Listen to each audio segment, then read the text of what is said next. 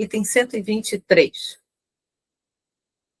É verdade que a atividade dos empresários é uma nobre vocação orientada para produzir riqueza e melhorar o mundo para todos.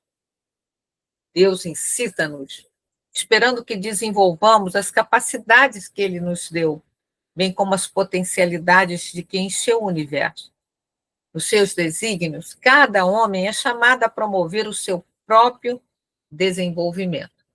E isso inclui a implementação das capacidades econômicas e tecnológicas para fazer crescer os bens e aumentar a riqueza.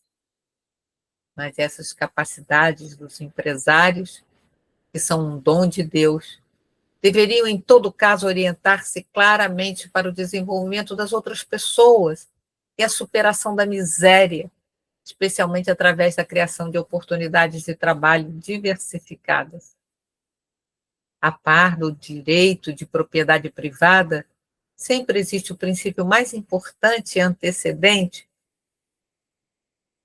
da sua subordinação de toda a propriedade privada ao destino universal dos bens da terra e, consequentemente, o direito de todos ao seu uso.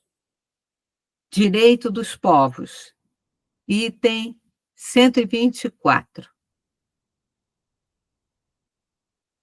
Hoje requer-se que a convicção do destino comum dos bens da terra se aplique também aos países, aos seus territórios e aos seus recursos.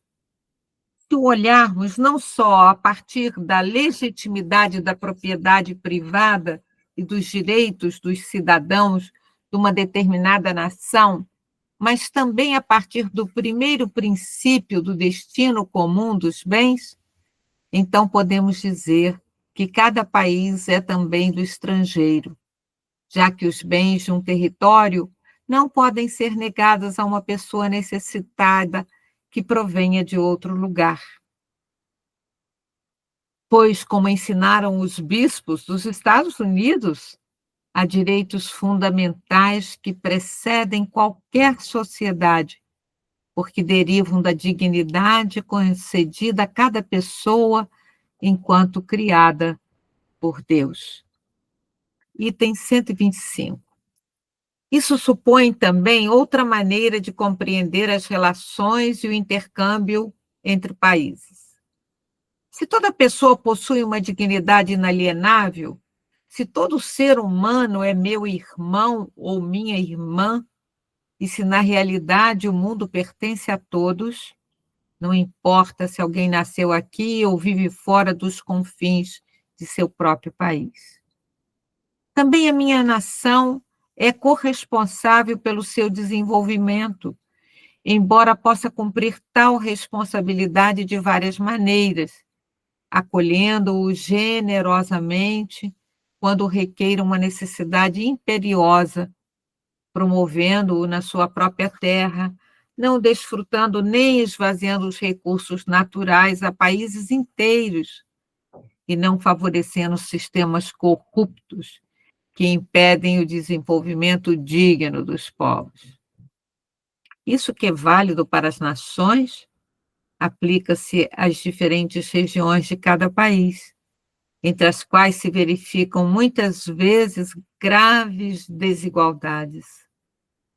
Entretanto, a incapacidade de reconhecer a igual dignidade humana leva, às vezes, a que as regiões mais desenvolvidas de alguns países aspirem por libertar-se do fardo das regiões mais pobres para aumentar ainda mais o seu nível de consumo.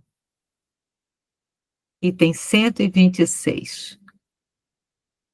Falamos de uma nova rede nas relações internacionais, porque não é possível resolver os graves problemas do mundo pensando apenas em termos de mútua ajuda entre os indivíduos ou pequenos grupos. Lembremos-nos de que a desigualdade não afeta apenas os indivíduos, mas países inteiros, e obriga a pensar numa ética das relações internacionais. E a justiça exige reconhecer e respeitar não só os direitos individuais, mas os direitos sociais e os direitos dos povos. Quanto afirmamos implica que se assegure o direito fundamental dos povos à subsistência e ao progresso, que às vezes é fortemente dificultado pela pressão resultante da dívida externa. Em muitos casos, o pagamento da dívida não só não favorece o desenvolvimento, mas limita-o e condiciona-o intensamente. Embora se mantenha o princípio de que toda dívida legitimamente contraída deve ser paga, a maneira de cumprir esse dever que muitos países pobres têm para com os países ricos não deve levar a comprometer a sua subsistência e crescimento. Item 127. Trata-se, sem dúvida, de outra lógica. Se não se fizer esforço para entrar nessa lógica, as minhas palavras parecerão um devaneio.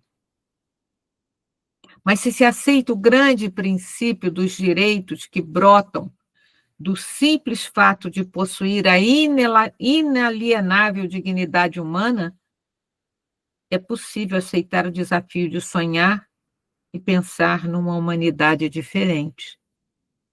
É possível desejar um planeta que garanta terra, teto e trabalho para todos. Esse é o verdadeiro caminho da paz, e não a estratégia insensata e míope de semear o medo e desconfiança perante ameaças externas.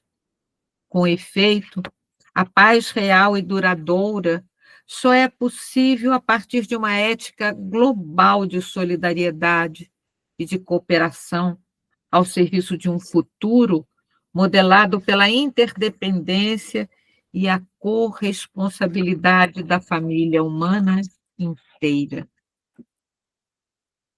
Conteúdo. Conteúdo. Conteúdo. Conteúdo.